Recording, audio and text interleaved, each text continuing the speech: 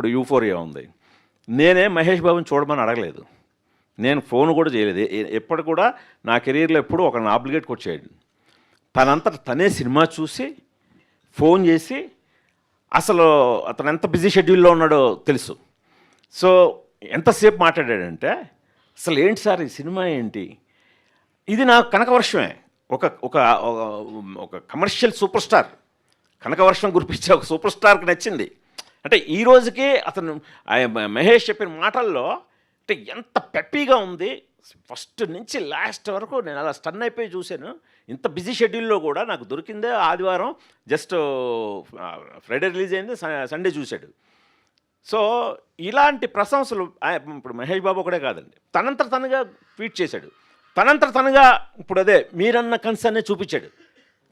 ఏంటి సార్ మనకి కమర్షియల్గా ఏంటి అని అంటే, అదే బాబు థియేటర్లకి జనాలు రావట్లేదు, రావాలి ఇది అని అంటే, వెంటనే ట్వీట్ చేసేస్తాను నేను అని చెప్పి తను వెంటనే, నేను అడగలేదు, తనంతట తనుగా అంటే ఈ సినిమా జనాలకి రీచ్ అవ్వాలి, ఈ డైరెక్టర్కి డబ్బులు రావాలి, ఇలాంటి సినిమా తీసే ఫ్యామిలీకి డబ్బులు రావాలి అని తను కన్సర్న్ చూపించాడు. తను కన్సర్న్ చూపించి ఇప్పుడు నెక్స్ట్ ఓటీటీలో కూడా ఏదైనా చేద్దామంటే చేద్దాం సార్ అని, నేనే మరీ వాడేసుకుంటే బాగుండదు మహేష్ బాబు అనే వాడి ఇమేజ్కి కూడా అని చెప్పి నేను తగ్గుతున్నాను. లేకపోతే ఎలా ఉన్నాడంటే, ఇప్పుడు ఈవెంట్కి పిలిచి బాబు 2 ముక్కలు యూఫర్ గురించి మాట్లాడంటే మాట్లాడే లెవెల్లో ఉన్నాడు. ఇది చాలు నాకు, ఇది సంపాదించుకున్నాను నేను. గుణశేఖర్ గారు